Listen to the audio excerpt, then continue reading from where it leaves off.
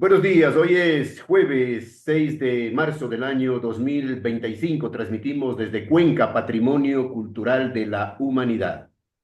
Hasta ahora estamos saludando y dando la más cordial bienvenida al economista Alberto Acosta, ex ministro de Energía y Minas, ex presidente de la Asamblea Constituyente, también ex candidato a la presidencia de la República, investigador de la Flaxo, autor de varios libros, conferencista, economista. Estamos entretenidos ahora, en los últimos días, con el tema del famoso Campo Sacha, la joya de la corona, le dicen, o el bloque 60.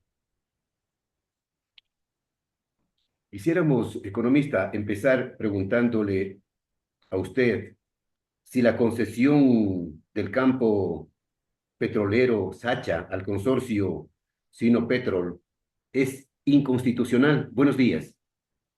Muy buenos días. Yo empezaría haciendo unas dos puntualizaciones que me parecen importantes. Menores, muy menores. La una es que no soy más investigador de la FLACSO, entonces Correcto. habría que poner en mi lista de ex, De que ya es ex, bastante larga. perfecto, Ex no hay problema. investigador, Ex, ex ya, profesor de la FLACSO. ya, Y en segundo lugar, yo diría, al menos desde mi punto de vista, que no estamos entretenidos, sino preocupados por preocupado. la forma en que se lleva adelante la concesión del campo Sacha o Bloque 60 a un consorcio chino-canadiense. Es algo que no solo debería preocuparnos, sino indignarnos. La Constitución está siendo permanentemente irrespetada.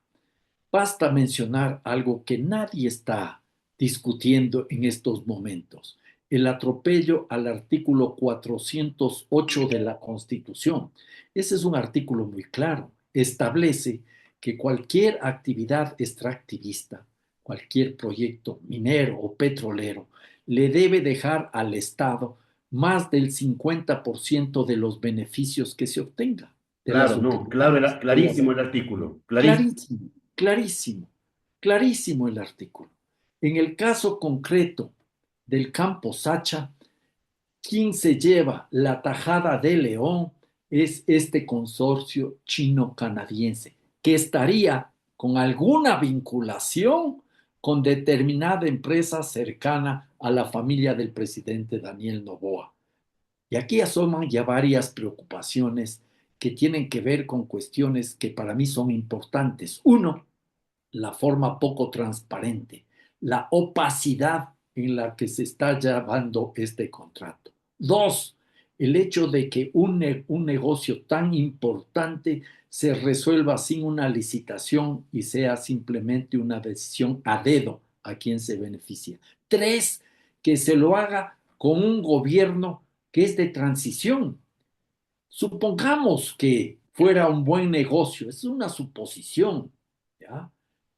No podría en ningún caso hacer una negociación de este tipo un gobernante que tiene sus días contados. Puede ser reelecto, como puede no ser reelecto.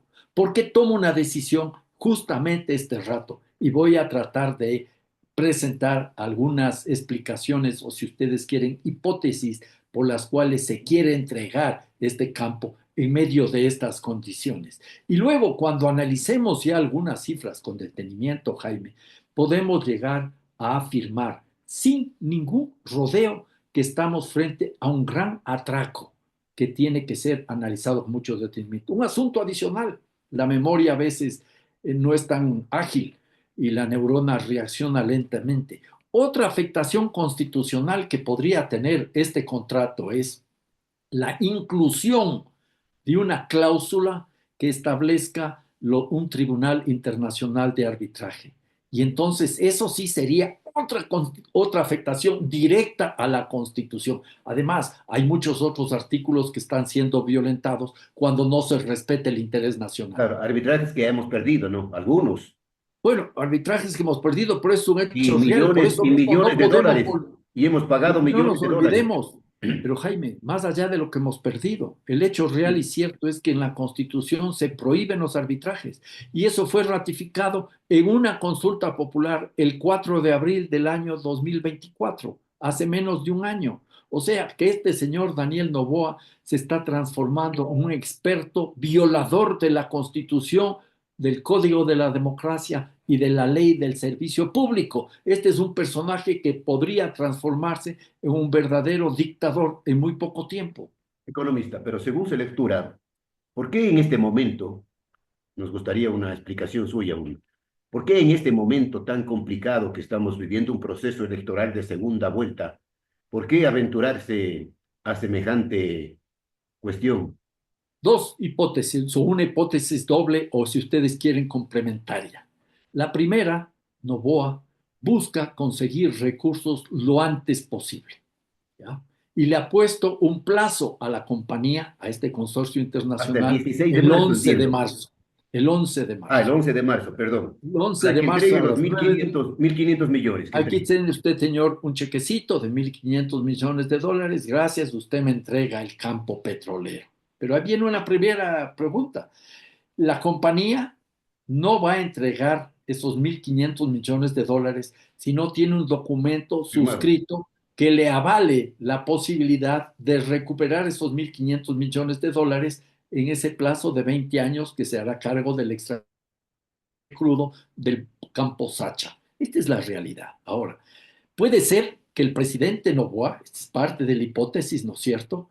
Puede ser que el presidente Noboa está muy preocupado por todas las denuncias y se está tratando de curar en sano. Y dice, ya no me dieron la plata, no se hace la concesión. Yo cumplí de mi parte, yo quería lo mejor para el pueblo ecuatoriano, eso era para atender las demandas de Claro. salud, de Para obras educación, sociales, dice los él. problemas para la obra social, atender la emergencia climática y resolver los problemas del país. Pero claro, si le dan esa plata, él también está pensando en eso. A lo mejor le dan la plata, yo no sé. Eso es una cuestión que no sé. Eso es platita de bolsillo para hacer campaña electoral, para impulsar muchas obras o gastar la plata con populismo, porque las obras mismas no las va a poder hacer en marcha. Tiene un mes más de campaña antes de las elecciones. Pero podría incluso, estoy tratando de hacer funcionar a la neurona en clave de futuro. Está pensando este señor que tendría esos recursos, esos 1.500 millones de dólares, para impulsar hasta el 24 de mayo, incluso si pierde las elecciones, una serie de grandes proyectos económicos que le vayan después a dar réditos políticos a él. Pero la segunda parte de la hipótesis, por eso decía es complementaria, uno es el afán político y otro puede ser el afán económico. Este señor no ha tenido ningún escrúpulo, ningún empacho, Jaime, para entregar negocios directamente a empresas vinculadas a su familia. Yo creo que este es otro tema que también hay que tener muy en cuenta. Todo eso configura un escenario realmente preocupante, Aunque él no niega, entretenido. economista, él niega, No ¿no? entretenido. Él niega, el presidente Noboa niega que no hay ningún vínculo con las Bueno, empresas. Claro. él niega eso, pero hay demostraciones. Hay una carta pública inclusive. Sí, sí, yo lo digo que no hay una carta pública, pero ya le están recordando al señor que su familia, directa o indirectamente, vive del Estado o de no cumplir las obligaciones con el Estado. Por ejemplo, las empresas de la familia Noboa deben más de 90 millones de dólares de impuestos al Estado y esa es una forma de no cumplir con el Estado y de vivir indirectamente de esa relación corrupta y perversa. Pero entrando, si ustedes quieren, Jaime, si me permite, hacer un análisis de ya la entrega del campo Sacha, más allá de estas cuestiones que son importantes, pero pongamos un poco de números. ¿Por qué no es conveniente entregar el campo Sacha? ¿Cuál es el argumento que esgrimen una y otra vez quienes defienden este tipo de concesiones? Concesiones que no son más que un eufemismo para ocultar las privatizaciones. Que quede absolutamente claro eso, ¿ya? ¿Cuál es el argumento? Que el Estado no tiene los recursos económicos, en este caso la empresa estatal Petroecuador, que no tenemos la tecnología y la capacidad para incrementar la tasa de extracción de crudo, que es bienvenido para el país, Bienvenida a la llegada de consorcios internacionales, de inversiones extranjeras. Vamos por partes. Como diría Jack el Destripador, vamos por partes, Jaime. ¿Ya? Uno, la empresa estatal de petróleo es tan incapaz que no ha podido manejar el campo Sacha. Falso. Desde el año 2021 al año 2024, Jaime, ha habido un incremento de la tasa de extracción de petróleo de un 20%. En el año 2021, Petroecuador extraía del campo Sacha, que está en explotación desde hace 52 años, casi 64.000 barriles por día. En la actualidad son casi 77.000 barriles por día. 36.980 dice la información oficial. Yo le puse 77.000, le estoy redondeando para no olvidarme El la cifra. 16% de la producción nacional. El 16% de la producción nacional, de la extracción nacional, yo hago siempre una puntualización. El petróleo no se produce, el petróleo se extrae. Trae. Otra cosa, ¿ya? No hay en esa actividad ninguna industria, porque no hay ninguna modificación de esa materia prima. Se le saca la materia prima, es extraer. Eso no es industrializar, eso no es una industria, eso no es producir. Pero eso es un comentario al margen. Eso es esa tasa de extracción de 77.000 barriles al día representa un 16% de toda la explotación petrolera en el país y un 20% de lo que extrae la empresa Petroecuador, ¿ya? Estamos sin lugar a dudas frente a la joya de la corona, a la joya de la corona que se le ha querido oxidar para venderle como joya oxidada y vieja y maltratada. Pero la joya de la corona está demostrando que puede ser limpiada y que puede funcionar. Se incrementa la tasa de extracción. ¿Eso qué significa, Jaime? Uno, que hay la tecnología adecuada Los y que trabajadores, Petroecuador, economista, en paréntesis, los trabajadores han emitido también su punto de vista. Los trabajadores de Petroecuador afirmando que sí están en capacidad de ellos. pero por supuesto Claro. están demostrando, dos, que a pesar de tener gobiernos abiertamente hostiles a las empresas estatales, una de ellas es Petroecuador, esta empresa ha conseguido recursos para incrementar la tasa de extracción. Las inversiones realizadas por Petroecuador del año 2021 al 2024 son de 1.744 millones de dólares, 160 millones de dólares en promedio al año. ¿Ya? Esta es la realidad. Entonces, se cae el argumento de que no hay recursos y de que no hay tecnología y no hay capacidad. Eso se cae, eso es puro discurso. Y ahora el problema de fondo es el siguiente. Se le entrega a este consorcio chino-canadiense la explotación y el beneficio de todo el campo. En otras oportunidades, lo que se ha hecho, Jaime, es, a ver, va a invertir una empresa en un campo que necesita inversión y tecnología, se le da una participación que resulte atractiva de la cantidad adicional de petróleo que se extraiga. ¿Ya? No, pero aquí no. Aquí se le permite llevarse la gran totalidad del negocio, dependiendo el precio, entre un 80 y un 87,5%. Yo no sé si se dan cuenta la gente, es una barbaridad, Lleva casi ¿ya? todo, se llevan casi todo. ¿Y cuánto es lo que han reconocido públicamente que recibiría el Estado ecuatoriano por esa operación? Un monto de cerca de 6.300 millones de dólares. En En 20 ese años. monto, en 20 años, en 20 años.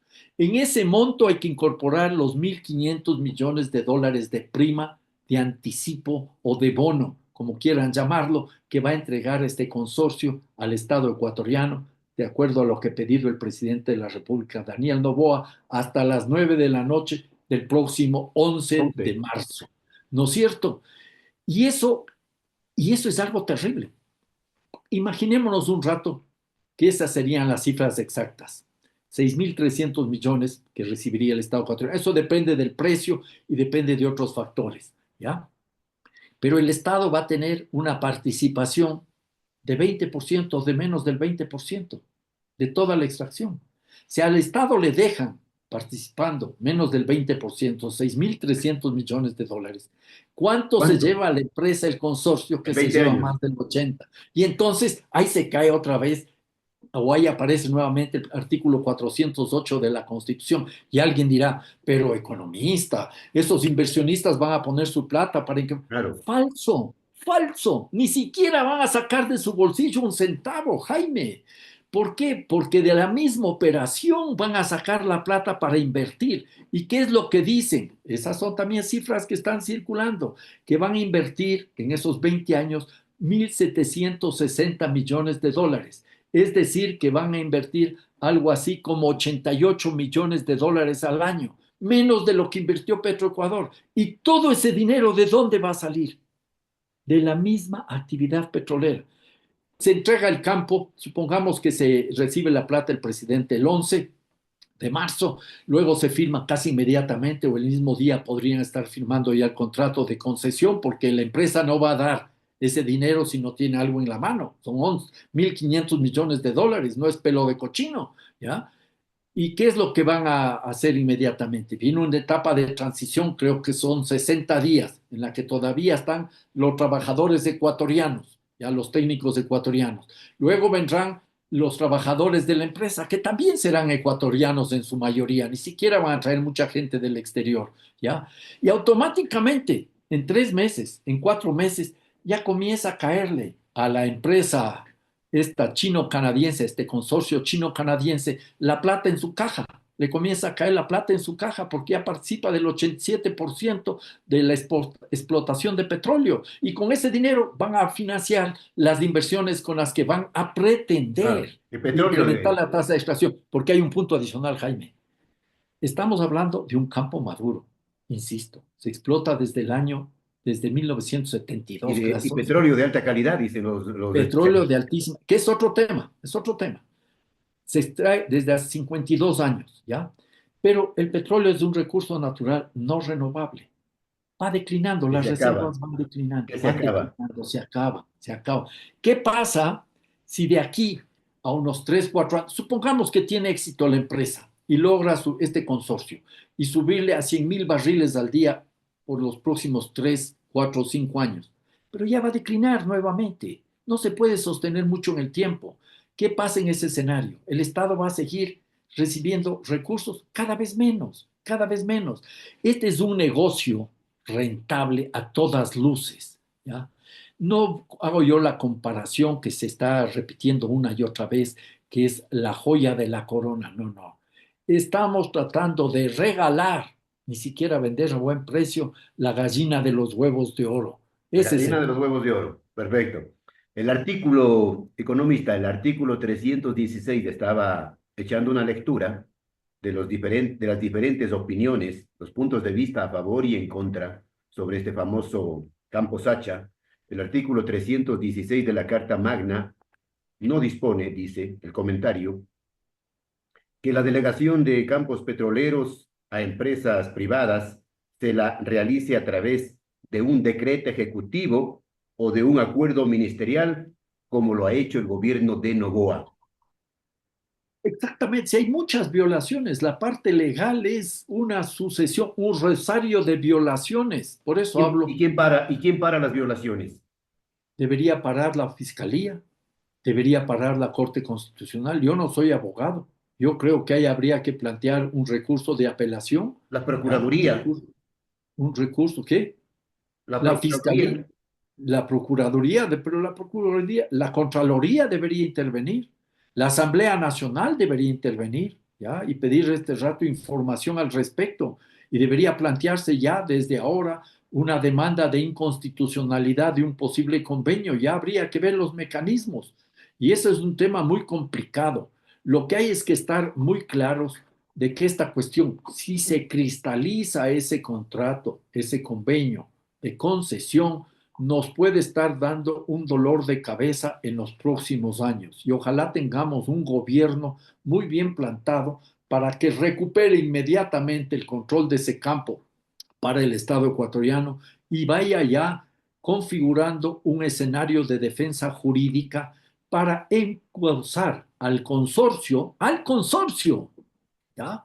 Por haber sido cómplice de una violación constitucional, porque conocen que se está violando la Constitución. Habría que hacerles llegar ya a esa consorcio, a los representantes de ese consorcio, una información notarizada de que están violando la Constitución y la ley y de que serán encausados en el Ecuador.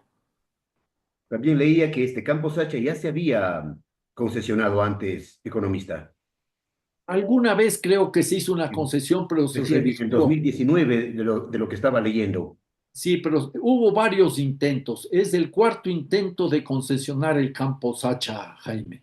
El primer intento lo realizó el mismo presidente Rafael Correa, ¿ya? Él intentó concesionar el campo Sacha. Luego Lenín Moreno, posteriormente Guillermo Lazo, y quien logra dar el paso, o estaría por dar este paso, concesionando el campo, es el presidente Daniel Noboa. No nos olvidemos que estos son elementos, y esto me parece a mí que es fundamental, de un manejo en donde la corrupción está siempre presente. La entrega del campo Sacha, el bloque 60, sin licitación y en condiciones onerosas para los intereses del A pueblo dedo, ecuatoriano, a dedo. configura sin lugar a dudas un gran atraco. Pero yo no minimizo eso. Debemos siempre recordar que no es un hecho inédito, no es la primera vez. Y bien que haya traído a colación esto de que ya se intentó concesionar el campo Sacha anteriormente. Hay muchas experiencias abiertas o encubiertas, Jaime, de intentos o de intentos o de hechos concretos que configuran escenarios de corrupción, mayúsculos, sin retroceder mucho en el tiempo, Jaime, ¿ya? Yo les invito a recordar lo que fue ese negocio que tanto daño le hizo al pueblo ecuatoriano, como fue lo que se acordó con la empresa Petrobras en relación al campo Palo Azul o Palo Rojo anteriormente, y la forma en cómo Petrobras accedió a la concesión de ese campo, ¿ya? Que era totalmente nociva para los intereses del país. Yo fui ministro de Energía y Minas y conformé una comisión al respecto y llegué a determinar, o llegamos a determinar que el perjuicio para el Estado ecuatoriano fue de por lo menos 1.500 millones de dólares. Y al no haber denunciado en la época de Correa ese contrato con el campo, con Petrobras, el campo Palo Azul o Palo Rojo, ya automáticamente tuvimos un problema gravísimo. Perdimos el arbitraje con Occidental, 1.000 millones de dólares. Y luego no se le reclamó nada a Petrobras y se abrió la puerta para que regrese una empresa, como decía Rafael Correa, corrupta y corruptora como Odebrecht. Ahí hay un negociado, eso es como yo escribí con mi amigo John Cajas Quijarro un artículo jugando billar a tres bandas en contra del país. Pero hay otros problemas. La interminable, inexistente repotenciación y rehabilitación de la refinería estatal de Esmeraldas. Eso es una cosa que no es solo desde los últimos años, eso viene desde tiempos atrás, cuando se hizo la repotenciación ya en los años 80, 90 con la empresa española Técnicas Reunidas y comenzaron los problemas del calvario de la refinería estatal de Esmeraldas. Luego tenemos la no construcción de la refinería del Pacífico, la entrega del campo AUCA a la empresa Schlumberger, ¿ya? Y otros campos a empresas privadas, las preventas petroleras, y podríamos meter en este escenario donde la corrupción acompaña a los extractivismos, todos los contratos mineros, sin excepción. Y esa es la triste realidad de nuestro Ecuador, ¿ya? Y entonces la realidad es que vivimos una suerte de gran festín extractivista. En Bueno, y dímelo. 1900, en 1972, con la exportación de petróleo en agosto de ese año, empezó o se cristalizó lo que Jaime Galarza denominaba el festín del petróleo. Recuerde usted a Jaime Galarza. Jaime Galarza Zavala. Así es. Y luego, desde hace unos 10, 12 años, vivimos el festín minero. El Ecuador vive un interminable Sí. festín extractivista. Y este es otro caso más, gravísimo, brutal, uno de los mayores, con una puntualización. Todavía estamos a tiempo para impedir que esto se cristalice. Bueno, economista, el tema es largo, ¿no? Pero no hay tiempo. Pero el Campo Sancha, el famoso Campo Sancha, electoralmente le puede salir al señor Noboa el tiro por la culata. Por supuesto, Por Claro, supuesto que le puede claro. salir el tiro por la culata y esperemos que haya una posición muy clara de la otra candidatura para que asuma su responsabilidad en caso de que se llegara a cristalizar este atraco al pueblo ecuatoriano. Pero más allá de eso, gane quien gane, los sectores populares del movimiento indígena, movimiento ecologista, movimiento de campesinos, de mujeres, movimiento estudiantil, de maestros y maestras, deben estar organizados y seguir luchando. Tenemos que seguir luchando porque este tipo de situaciones, insisto, vienen atadas al extractivismo, ¿ya? La posibilidad de explotar petróleo, de hacer estos negocios, de explotar minerales y hacer este tipo de negocios chuecos, como son casi todos, la minería, toda la minería en Ecuador es ilegal, empezando por la legal, es posible gracias a la corrupción. Y la corrupción no es una consecuencia, la corrupción es una condición necesaria. Gracias a la corrupción se pueden dar paso a estos atracos como el que estamos analizando Ajá. en el caso de la concesión del campo Sacha. Y además, todo eso viene atado a las violencias. Y la violencia no es una consecuencia, es una condición necesaria.